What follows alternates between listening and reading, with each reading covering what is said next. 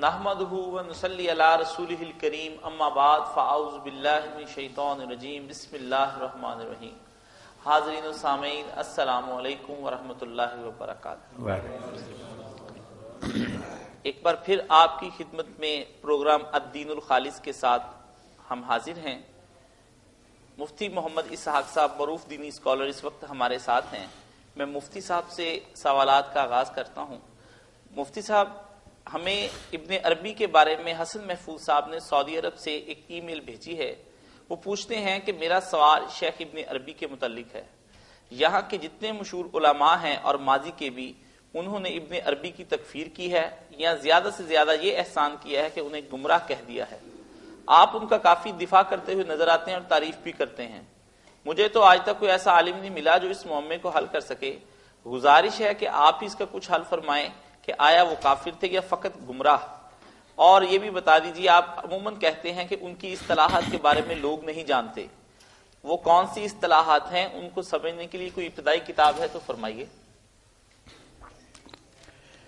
سوال بظاہر تو مختصر ہے، مگر ہے تفصیل طلب پوری کتاب چاہیے اس کے لیے۔ ٹھیک ہے، ایسے لوگ بھی ہوئے جنہوں نے کہا کہ ابن عربی کافر ہے، اس کے ماننے والے بھی کافر ہیں، ان کی کتابیں جلا دینی چاہیے، بلکہ کچھ لوگوں نے کہا کہ ان کی کتابوں سے استنجا بھی ٹھیک ہے۔ بہت متشدد ہو گئے، مگر ایسے نہیں تھے، اللہ کے ولی تھے، نیک تھے، بڑے بڑے نیک لوگوں نے ان کی تعریفیں کی۔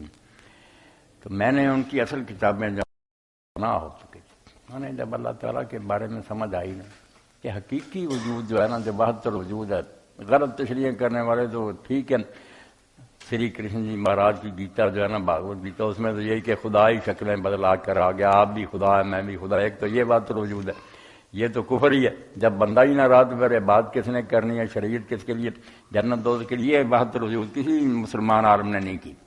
وحدت الوجود جو ہے نا حقیقی، وہ یہ ہے کہ اللہ کا وجود حقیقی ہے، وہ تھا، ہے، رہے گا۔ ہمارا وجود جو ہے نا، اس کو کہہ دیں ذلی یا تعین، ہم سایہ ہیں سر۔ میں صاف کہوں، اگر میں سمجھوں نا کہ میں اللہ تعالیٰ نام ہی رہتے ہے ہوں، کافر ہو جاؤں۔ اس طرح کا وجود مخلوق کو نہیں ملا، باریک بات ہے۔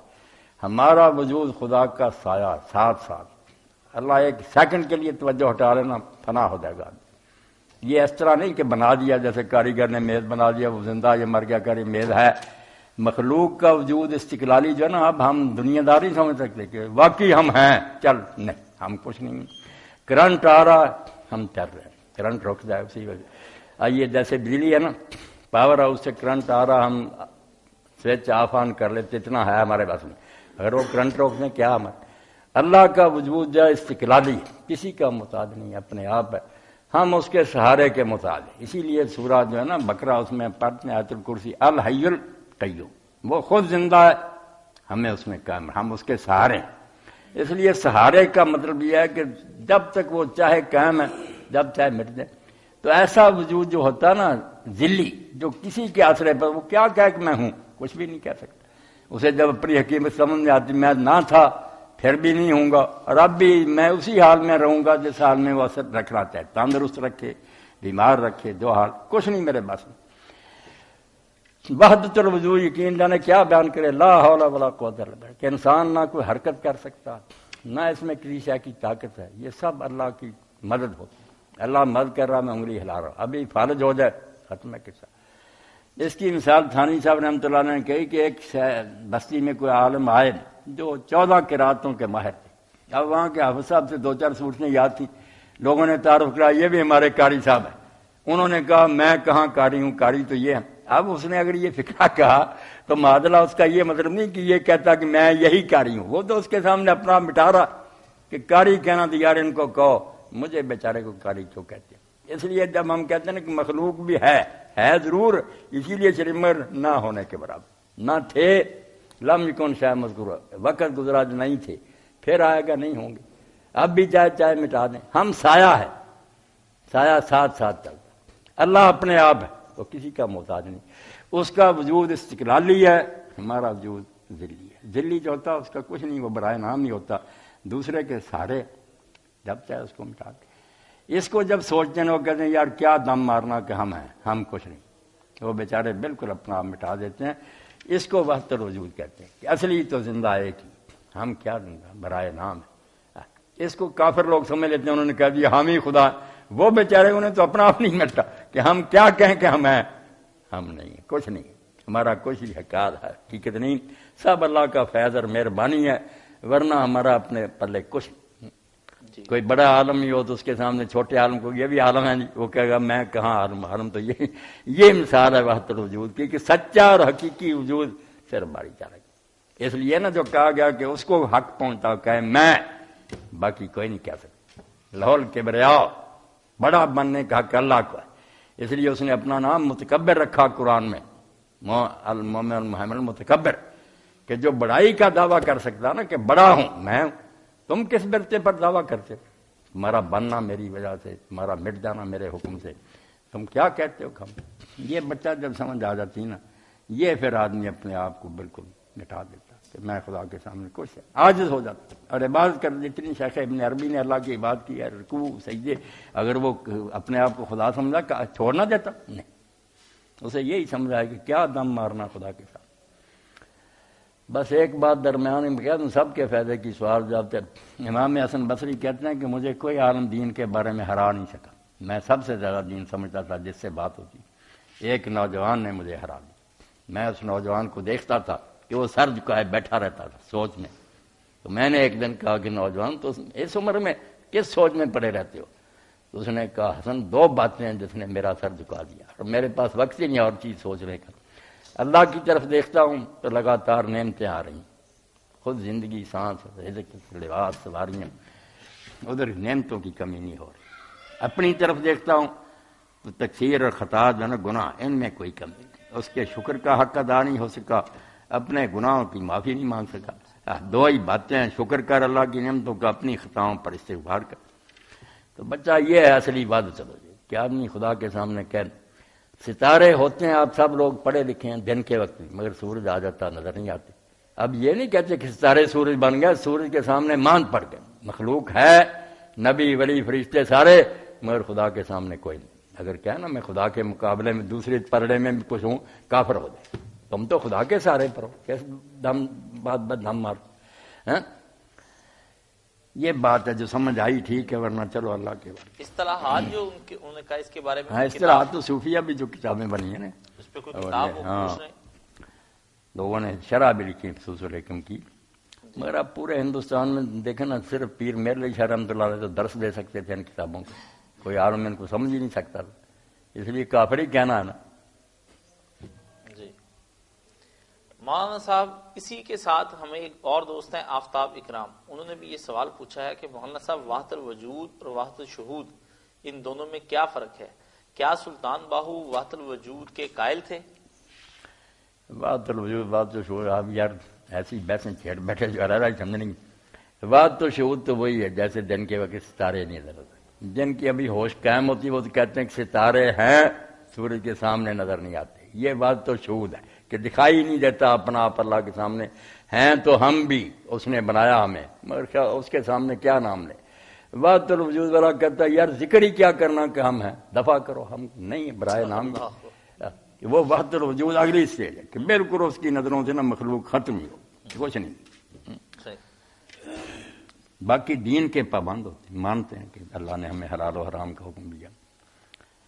جنید صاحب ہمیں یہ سوال پوچھتے ہیں، مولانا جنید صاحب کے سوال سے پہلے نے ایک بات جو کہہ دینا چاہتا ہوں، کچھ اپنا پتہ کریں یار، کن بحثوں میں الجھے کہ بڑے ولی جا رہے تھے، ایک کتا پاس سے گزرا، وہ ہاتھ باندھ کر کھڑے ہو، جب تک وہ گزر نہیں نہ گیا کھڑے، تو ساتھ جو مرید تھے شاگرد، انہوں نے کہا آپ نے حضرت اتنا احترام کیا، تو کہا کہ وہ زبان حال سے ایک بات کہتا جاتا، منہ سے نہیں بولتا تھا، سمجھاتا جاتا تھا، اور شعر پڑھا انہوں نے، پھر ماں تو از یک گلستان ہے از ما رحمتہ، میں اور تو دونوں ایک ہی باغ کے پودے ہیں اور ایک ہی باغبان نے ہمیں لگایا، بنانے والا ایک ہی ہے، مجھ سے منہ نہ پھیر نفرت سے، گرد الطاف استراکل کر دو مارا خاص، یہ اس کا فضل ہے کہ اسے پھول بنا دیا، مجھے اس نے کانٹا بنا دیا، نہ میں نے کوئی جرم کیا تھا نہ تیرا کوئی قرضہ دینا تھا، ہم اگر انسان بن گئے تو اس کی مہربانی، اس بیچارے کو کتا بنا دیا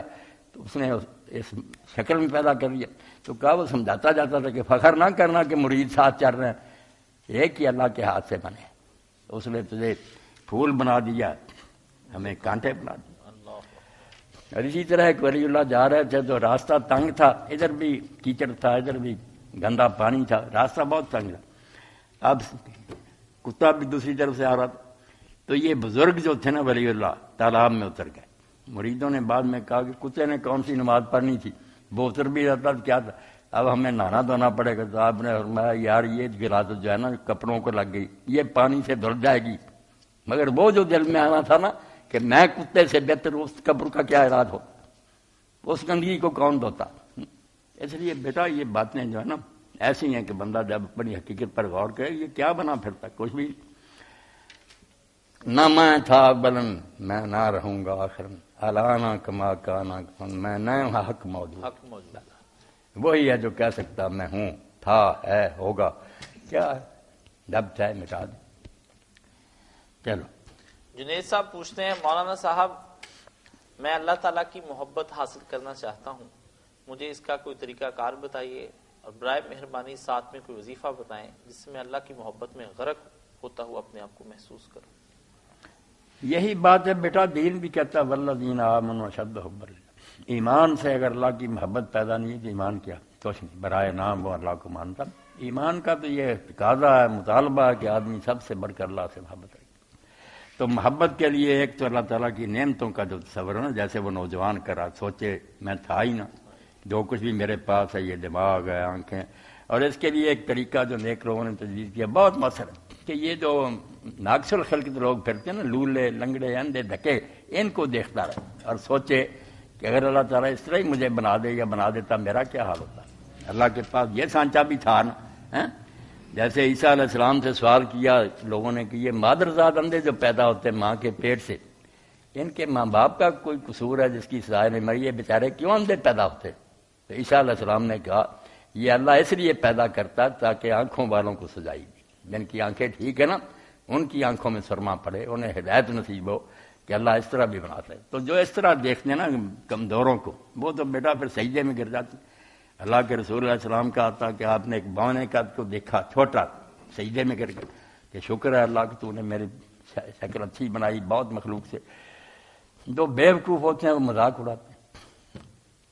تو اللہ کی محبت کے لیے کوئی وظیفہ یا دعا جو حدیث اللہ کی نعمتوں کا احساس کرے، جو محروم ہیں لوگ ان کو دیکھے کہ اللہ اس طرح کا اگر مجھے بنا دے پھر کیا، اور ساتھ یہ ہے کہ اللہ کی کتاب کا مطالعہ کرے۔ نیک لوگ جو ان کے واقعات جو نا، جیسے میں نے کچھ بزرگوں کی سنائے، ایسے اولیاء اور نیک لوگ جو اللہ سے پیار کرنے والے تھے ان کی نمازوں کا پڑھے۔ ایک کتاب تو ہندوستان میں جماعت اسلامی کے اللہ والوں کی نماز انہوں نے لکھ دی، تو وہی پڑھے کہ کس طرح نمازیں پڑھتے۔ تو اگر کوئی اچھا آدمی ملے اس کی صحبت اختیار کرے، ورنہ پرانے لوگوں کے واقعات بھی پڑھے، وہ بھی زندہ مرشد کا کام دیتے ہیں، اس سے بھی آدمی کو بہت ہدایت نصیب ہوتی ہے۔ حدیث شریف میں ایک دعا کے بارے میں آتا ہے کہ اللہ میں تجھ سے تیری محبت مانگتا ہوں۔ ہاں محبت مانگتا، اللہ انی اسألک حبک وحب من یحبک وحب عمل یبلغ حبک، تیری محبت، ان لوگوں کی محبت جو تجھ سے محبت کرتے ہیں تیرے پیارے بندے، اور ایسے عملوں کی محبت چاہتا ہوں تو تیری محبت تک پھر مجھے پہنچا دے، ایسے عملوں کی توفیق دے۔ ہر شے میں اللہ کو کام کرتے دیکھے، بہتر رضو جی سواری پر بیٹھے، روشنی آئے، میز آئے، اپنا جسم دیکھ لو۔ جن کو صوفی کہتے ہیں نا، صوفی یہ بنگی لوگوں کو نہیں کہتے، صوفی اصل میں وہ جو کہتا ما رأیت اللہ شین اللہ رأیت اللہ قبل، میں جب بھی کسی شے کو دیکھتا ہوں نا تو شے سے پہلے اللہ کو دیکھتا ہوں کہ بنانے والا کون ہے جس نے اتنی عمدہ شے بنائی ہے۔ جت ول پھیر درد رخ تیرا اپنی شان وخاوے، یہ جدھر بھی ہم نظر دوڑاتے ہیں نا، زمین و آسمان، سارا جہان، ہر چیز اس کی کاریگری۔ یہ ایک آرٹ گیلری ہے جس میں اس نے اپنے نا پیس رکھ دی ہے کہ یہ جو کچھ میں نے بنا، قرآن بنا ہوا انگلی اٹھا کر کہتا کہ دن رات آ رہا ہے، سورج آ رہا ہے، بادل آ رہے ہیں، ہوائیں چل رہی ہیں، دکھاتا کہ تم آنکھیں کھول کر دیکھ، برت رہے ہیں ان چیزوں کو، توجہ نہیں کرتے۔ کس نے یہ فراہم کری؟ جت ول پھیر درے رخ تیرا تے اپنی صفت وخا، جہاں تیں خام جمال فروزاں تینوں نظر نہ آوے، تو کہ نکما ہے اس لیے وہ چمکتا ہوا نور نظر نہیں آتا۔ ڈیریے ہو گئے لوگ بیوقوف جو ماہر ہے اپنے فن کے، کوئی آنکھوں کا اسپیشلسٹ ہے، کوئی کانوں کے، سوچے اتنی پیچیدہ مشینیں جس نے لگائی جس کو سمجھنے کے لیے تمہارے دفتر ختم ہو گئے، یہ جو ہی بن گئی عقل کے اندھو. ہاں ان کے لیے امام ابو حنیفہ رحمۃ اللہ علیہ کا واقعہ بصیرت افروز ہے کہ بغداد میں ایک نامراد آ گیا خلیفہ وقت سے، اس نے کہا میں تمہارے امام سے مناظرہ کرنا چاہتا ہوں اللہ کے بارے میں. اب اللہ کے بارے میں قرآن بیٹا کہتا آپ اللہ ہے شک فاطر السماوات، بے ہر بات میں بحث ہو سکتی ہے، اللہ کے بارے میں بھی کوئی شک ہو سکتا کہ دنیا ہے، دنیا کا بنانے والا ہی کوئی نہیں. تو امام صاحب کو بلاؤ مناظرہ کرنا. امام صاحب کو خلیفہ نے پیغام بھیجا تو آپ جان بوجھ کر لیٹ آئے. امام کو اللہ نے بڑی بصیرت دی. جب آئے تو دہریے نے کہا امام صاحب آپ نے ہمیں بڑا پریشان کیا. تو آپ نے کہا یار آپ کو علم یہ نا کہ میرا مکان دریائے دجلہ کے دوسری طرف ہے. اب لوگ پڑھتے بھی دجلہ، بڑے بڑے پروفیسر دجلہ، میں دجلہ کہاں، دریا کا نام تو دجلہ زیر کے ساتھ نہیں، جیسے شیعہ کو کہتے ہیں اہل تشیع، بڑے بڑے کالجوں اہل تشیع، مگر تشیع کو لفظ ہے یار تشیع کہا کرو. سنی ہے تو اہل تسنن، شیعہ تو اہل تشیع، یہ لفظ درمیان ہے. اچھا بات کیا تھی؟ امام صاحب نے کہا میں جب وہاں کشتی کوئی نہیں تھی، ملا نہیں تھا، اب میں حیران تھا کہ دریا پار کرنا. میرے دیکھتے لکڑی کا ایک تودا آیا، بڑا آرا آ گیا، چرنا شروع ہوا، پھٹے بالکل ٹھیک چر گئے، وہ ایک دوسرے سے جڑ گئے، میکھیں لگ گئیں. ملا جو تھا وہ کوئی نہیں تھا، پھر چپو خود ہی چلنے لگا. یہ کچھ ہوتا رہا، میں دیکھتا رہا، پھر میں کشتی میں بیٹھ گیا. یہ ہوا ہے. تو دہری نے کہا خلیفہ صاحب اس سے بات کرنے کے لیے مجھے بلایا، اتنا جھوٹا کہ کشتی کو نہیں. امام صاحب نے کہا ملعون، مناظرہ کیا کرنا، 4 فٹ کی کشتی نہیں بنتی بغیر مستری کے. یہ زمین و آسمان اور اتنا بڑا جہان ٹھیک چل رہا، ذرا گڑبڑ نہیں. اللہ کہتا سورج آ رہا لاکھوں سالوں سے، تم سال پہلے اعلان کر رہے تھے کہ اتنے بجے آئے گا، منٹ سیکنڈ اتنے بجے جائے گا. کوئی گڑبڑ پڑتی ہے؟ ذالک تقدیر العزیز العلیم. یہ پروگرام ہے اس خدا کا طے کیا جو طاقتور ہے اور علم والا ہے. اس لیے اسٹیشنوں میں اسٹیشن ماسٹر ہیں، مزدور ہیں، کلی کانٹے، گاڑیاں لیٹ ہو جاتی. یہ کوئی لیٹ نہیں. اٹھا کر انگلی اللہ کہتا کہ دیکھو محبت پیدا ہوتی ہے اللہ کی مخلوق کو دیکھ. جس نے بھی بیٹا یہ کہا نا جہاں میں اہل نظر کو قبول حق کے لیے اگر رسول نہ ہوتے تو پھول کافی. کیاریوں میں جا کر نامراد دیکھ لیں کہ یہ کس طرح نکل رہے ہیں پھول، اور رنگا رنگ کے الگ خوشبوئیں، ان کی خوشبو اپنی طرف کھینچ رہی. کس نے یہ شیشیاں ڈیلی ترکیاں؟ ہمیں کان ناک لگا دی، ہوا کو حکم دیا لے جاؤ خوشبو اس کے ناک تک. یہ سوچے کہ کون ہے جو میری خاطر یہ کر رہا. آنکھوں کو دیکھنے کے لیے الگ نظارے، کانوں کے لیے اور زیادہ پسندیدہ آوازیں، سونگنے کے لیے خوشبوئیں، چکھنے کے لیے ذائقہ دار چیزیں. جدھر نظر دوڑائیں گے ہر طرف کام کرتا خدا نظر آئے. کل یوم ہوا فی شان، ہر روز وہ اپنے کام میں لگا ہوا ہے. تمہیں نہیں نظر آتا تو لگ جائے گا پتہ جب سامنے آؤ گے. ماشاء اللہ باتیں اللہ کی ہوئی آج. عزیر نواز صاحب پوچھتے ہیں السلام علیکم، اگر جماعت میں رکوع میں شامل ہو جائیں تو کیا وہ رکعت ہو جائے گی یا پھر مجھے وہ رکعت دوبارہ پڑھنی پڑے گی؟ اس کے بارے میں بتا دیں. جو آدمی آ کر رکوع میں شامل ہو جانا اور پورے اطمینان کے ساتھ امام کے ساتھ اس نے رکوع پا لیا، اس کی برکت ہوگی. دوبارہ پڑھنے کی ضرورت نہیں. جو کہتے ہیں دوبارہ پڑھے یہ تشدد ہے، خواہ مخواہ کی بات ہے. فاتحہ پڑھی یا نہیں پڑھی، امام کے پیچھے اس نے یہ رکوع پا لیا، رکعت ہوگی. بالکل پکی اور کھڑی بات. حسن محفوظ صاحب کے سعودی عرب سے پوچھتے ہیں کہ مولانا صاحب 2 سوال ہیں. پہلا سوال یہ کہ ارکان اور واجبات میں کیا فرق ہے؟ جب ہم فقہ پڑھتے ہیں تو اس میں فرق بیان کیا جاتا ہے لیکن ہیں دونوں ہی ضروری، تو اس میں فرق کیا ہوا؟ ہیں تو یہ اصطلاحی باتیں علماء نے اپنی طرف سے الفاظ بنائے ہیں ٹرمز، اور فرق کر دیا سمجھانے کہ ارکان تو ہیں جن کے بغیر وہ شے ہی نہیں ہوتی. اگر رکن نہیں نہ رہا تو پھر کہہ ہی نہیں سکتے کہ نماز کا رکن نہیں رہا، اب نماز ہی نہیں. واجب رہ جائے تو نماز ہے مگر ناقص ہے، ضروری چیز تھی مگر رہ گئی، کمی ہوگی، اس کا علاج ہے کہ آپ پھر اس کا اور علاج کر لیں یا سجدہ سازی کر لیں. رکن کا کوئی علاج نہیں. رکن آپ سے چھوٹ گیا نا پھر وہ سرے سے ہے ہی نہیں، جیسے انسان میں جان ہی نہ رہے. تو ارکان ہیں بنیادی حصے، ایسی چیزیں جن کے بغیر کوئی وہ چیز ہے. عمارت کے لیے جیسے بنیاد ہے اور یہ دیواریں، جو ڈیزائن وغیرہ کی خوبصورتی وغیرہ بات کی چیز. واجبات ہوتی ضروری مگر اتنی ضروری نہیں کہ اس کے بغیر وہ چیز ہی نہ کہلائے. ناقص کہہ سکتے کہ اس چیز میں کچھ کمی آ گئی، اس کا علاج ہو جاتا ہے کہ نماز ہے تو سجدہ ساز وغیرہ حل ہے اس کا، ارکان کا نہیں۔ ارکان اگر چھوٹ جائے پھر وہ رکعت اس کی بجائے اور پڑھنی پڑے گی یا نماز ہی نئے سرے سے پڑھنی پڑے گی۔ یہ ارکان ہے، تندرست آدمی ہے نا اس کے لیے یہ ضروری ہے کہ اللہ اکبر سے نماز شروع کرے، یہ بھی رکن ہے۔ نماز کے اندر جو اللہ اکبر ہیں یہ سب سنتی ہیں، کہے تو بہت اچھا، ورنہ آپ حیران ہوں گے کہ یہ چھوٹ گئی۔ ایک وقت ایسا آیا تھا بنو امیہ کے دور، کوئی اللہ اکبر نہیں کہتا تھا، جماعت ہوتی تھی انتشار، دیکھ کر ہی لوگ صفیں ایک دوسرے کی جھکتی تھیں، کوئی اللہ اکبر نہیں، توبہ۔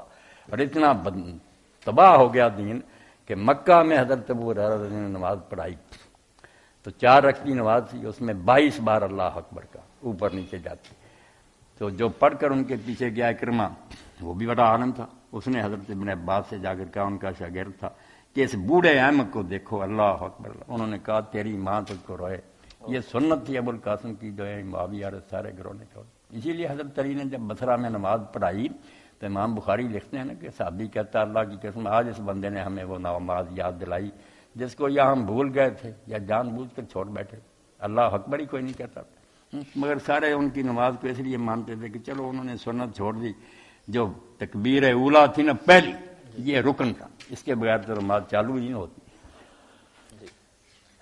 ارکان وہ جن کے بغیر وہ شاید ہی نہیں کرے، اس کو کہہ ہی نہیں سکتے، یہ نہیں کہہ سکتے کہ ناقص ہے سرے سے نہیں، جب واجب رہ جائے گا تو وہ ہے مگر کمی ہے اس میں، اس کا سجدہ ساز سے علاج ہو جاتا ہے۔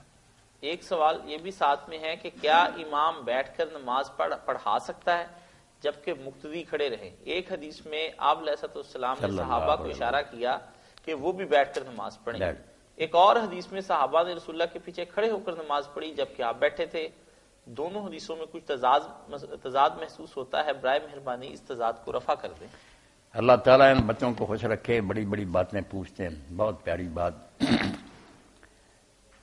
آج کوئی آدمی بیٹھ کر نماز پڑھا سکتا ہے بیمار تندرستوں کو؟ امام مالک تو اس کے منکر ہو گئے، انہوں نے کہا یا رسول اللہ کی بات اور تھی، سب کا شوق تھا کہ حضور کے پیچھے نماز پڑھیں، آپ کا تو علیحدہ معاملہ تھا، اب کیا مجبوری ہے کہ ضرور اس طرح کے امام نے پڑھانی ہے، تندرست مر گئے کوئی اور پڑھا دے۔ امام مالک تو یہ کہتے ہیں۔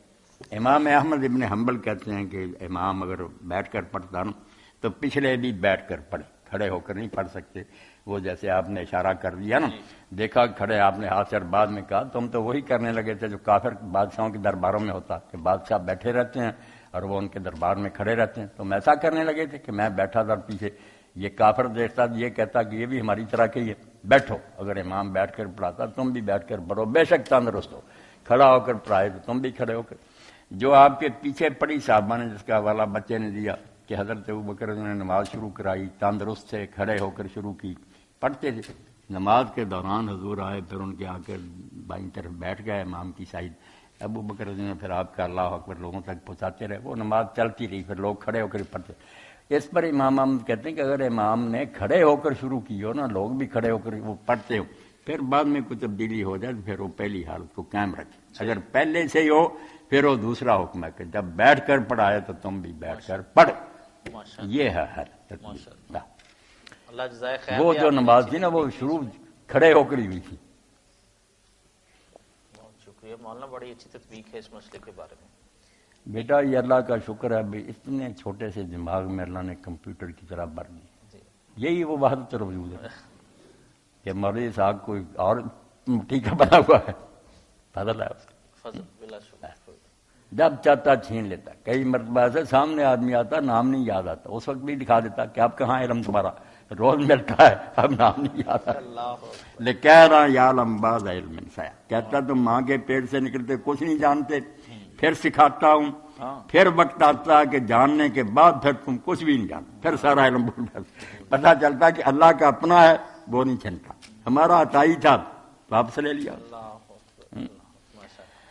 کئی لوگ بیٹھتے ہیں، میں سنا دیتا، یہاں ایک تعزیت کی محفل تھی، فوت ہوگی بی بی سی محلہ، میں گیا تو وہاں پھر میں نے بابا دیا سنگھ کا ہی پڑھا نا کہ ہم کہتے ہیں یہ میرا ابا، یہ میرا بیٹا، یہ میرا فلان، تو وہ کہتا سکھ ہوتے ہوئے دانا ہے نا دانشور ہندے اپنے اپنے کور رہیں گے، اکھیں اپنی دیکھیا ٹر جان، اگر اپنے تھے تو رکھ لیتا، اپنے نہیں تھے جس کا مال تھا وہ لے گیا، ہندے اپنے۔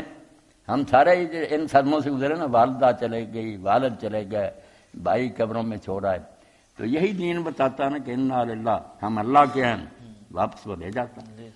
ہم کہتے رہتے ہیں ہمارا ہمارا ہمارا، ہمارا ہوتا تو آنکھ نہ لیتے پھر۔ ہوں اپنے اپنے کور رہندی، اکھیں اپنی ویکھیا ٹر جان، لگے 15 منٹ نہ دیا سنگا پانی وچ پتاشیاں کھڑ جان، پاس بیٹھے ہوتے ہیں نکل جاتی ہیں۔ یہ ہمارے ڈاکٹر صاحبان دوست بیٹھے ہوتے ہیں، صدر ہوتے ہیں ملکوں کے، ڈاکٹر حضرات کھڑے ہوتے ہیں، ساری دنیا سن رہی ہوتی ہے، بیٹھے کول دے کول طبیب رہنے، جند نہیں حکیم تو پھڑی رہنے، دارو بوٹیاں لاکھ علاج کر لے، جند وچ وجود نہیں بڑی رہنے، لے جاتا۔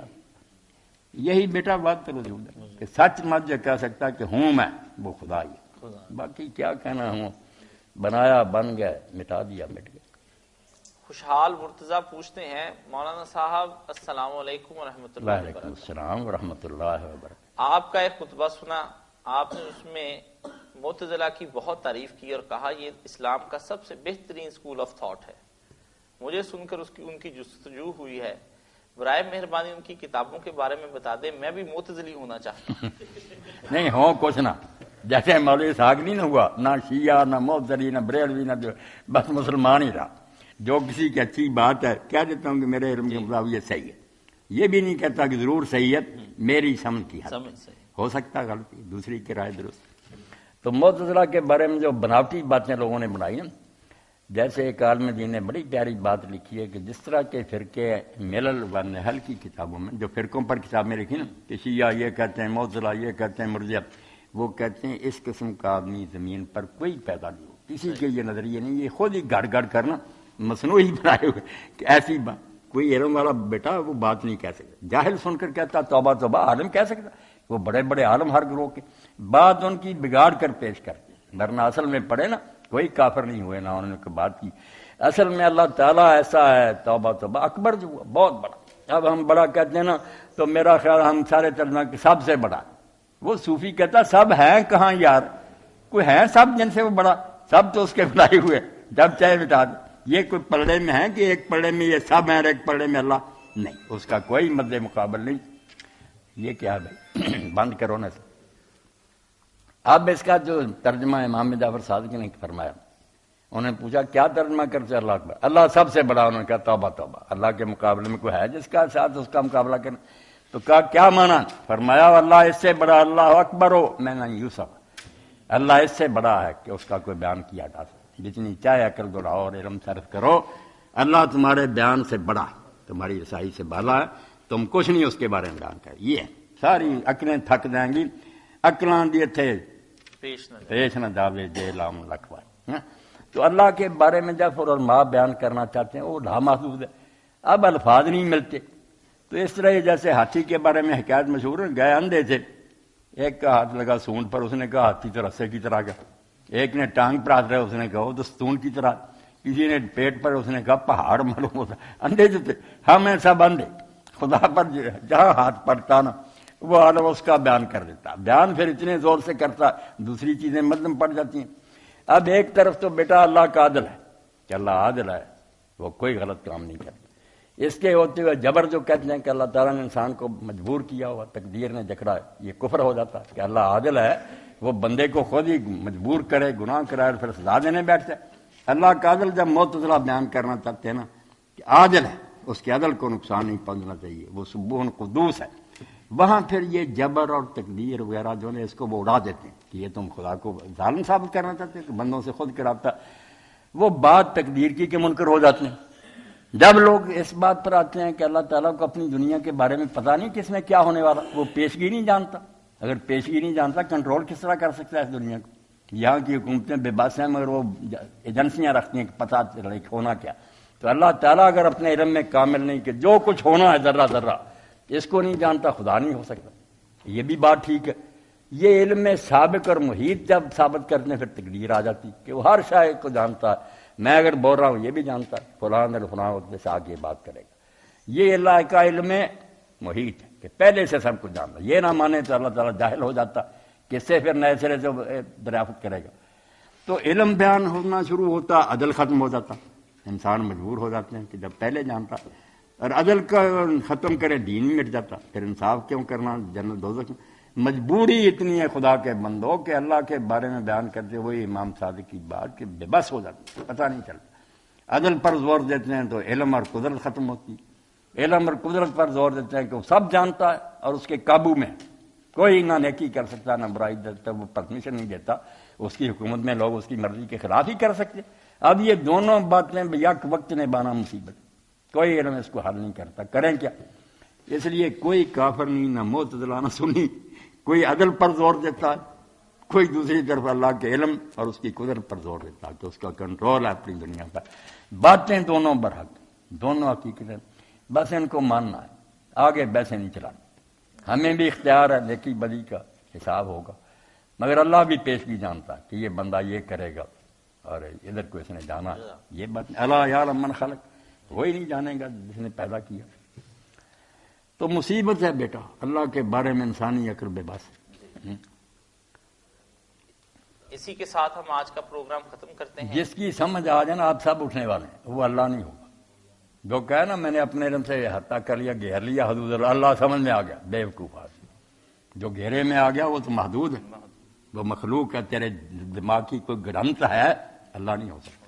اللہ تو وہ ہے جو ہماری سمجھ و عقلوں سے بالکل پرے پرے پرے ہے، پرے سرحد ادراک سے اپنا معبود۔ غالب کہتا ہے جہاں تک عقل جاتی ہے نا وہ اس سے پرے۔ قبلہ کو اہل نظر قبلہ نوا کہتے ہیں، یہ کعبہ کو منہ کرتے ہیں نا قبلہ، قبلہ ہوتا ہے جو نشان دیتا ہے کدھر کو جانا، وہ کہتا ہے یہ قبلہ نہیں قبلہ نما ہے، اللہ کی طرف انگلی اٹھا رہا ہے کہ جس کا میں گھر کہلاتا ہوں نا اصل خدا تمہارا وہ ہے۔ اسی لیے ہم کعبہ کو بیٹا مسجود الہ کہتے ہیں، اس کی طرف سجدہ کرتے ہیں۔ اگر مسجود لہو کہیں کہ اس کو کرتے ہیں کافر ہو جائیں، اس کو سجدہ کیوں کرنا؟ وہاں سے عمارت اگر ہٹا بھی دی جائے اگر مرمت کے لیے تو پھر بھی رخ کریں، ہم سجدہ اللہ کو کر رہے ہیں۔ مسجود لہو اللہ، مسجود الہ سائڈ کون سی؟ مکہ، کیونکہ ابراہیم علیہ السلام نے اللہ کی یہ بات کے لیے گھر بنایا۔ اور مسجود علیہ عین سے ہو جائے تو جس چیز پر سجدہ کرتے ہیں، فرش پر کرتے ہیں، صاف بچی ہوئی کرتے ہیں۔ اسی لیے مسجد نبوی میں شیعہ لوگ کر رہے تھے نا سجدہ گاہ پر سجدے، متوع آ گئے، شرک شرک شرک۔ جب قاضی کے پاس ان کا عالم ساتھ تھا، اس نے کہا قاضی صاحب جو یہ ریشمی فرش پر سجدے کرتے ہیں، یہ ریشم آپ نے بچھا رکھا، جو اس پر نمازی پڑھ رہے ہیں سنی سجدہ کرتے ہیں، یہ ریشم کو کرتے ہیں؟ اس نے کہا نہیں، ریشم پر کرتے ہیں۔ اس نے کہا ہم بھی اس پر کرتے ہیں، اس کو نہیں کرتے، اس پتھر کو نہیں کر رہے، اس مٹی پر کر رہے ہیں۔ اور اس لیے کر رہے ہیں کہ یہ ریشم جو ہے نا یہ بعد میں تم نے پکھنڈ بنا رہی ہیں کہ نماز پڑھنے میں وقت ریشم پر کرو، اللہ کے رسول زمین پر سجدہ کرتے ہیں۔ اس لیے اگر تم نے زمین نہیں نہ رہنے دی تو ہم نے مٹی کے اتنے اتنے بنا لیے ہیں جس پر سجدہ کم از کم ہوتا ہے۔ یہی امام مالک اور ابن مسعود کرتے بیٹا، ابن مسعود رضی اللہ عنہ ساری عمر مٹی کے ساتھ سجدہ نہیں کیا۔ اس لیے مٹی مل جائے تو افضل سجدہ تو وہ ہے کہ خاک پر رکھو سر۔ ہم نے جا نماز بنا لی ہے، سجادے ابن تیمیہ کہتے سب بدعتی، کہاں ہوتے تھے جا نماز؟ اب ہم اس پر پڑھتے ہیں، اس پر پڑھتے ہیں، ان کو نہیں سجدہ کرتے۔ مسجود لہو، مسجود الہ، مسجود علیہ، تینوں کا الگ رکھنا چاہیے، پھر مسئلہ سمجھ میں آتا ہے۔ تو سب دوستوں کو اللہ خوش رکھے، جنہوں نے سوال بھیجے اللہ تعالیٰ نے خیریت سے رکھے، جو سن رہے ہیں سامعین کو بھی اللہ صحت اور عافیت دے، عالم اسلام کو اللہ متحد رکھے، پاکستان کی بھی حفاظت کرے، جو دشمن اس کو نقصان پہنچانے کی کوشش کر رہے ہیں اللہ انہیں رسوا اور ذلیل کرے۔ یہ خطہ امن کا خطہ بڑی مشکل سے حاصل ہوا۔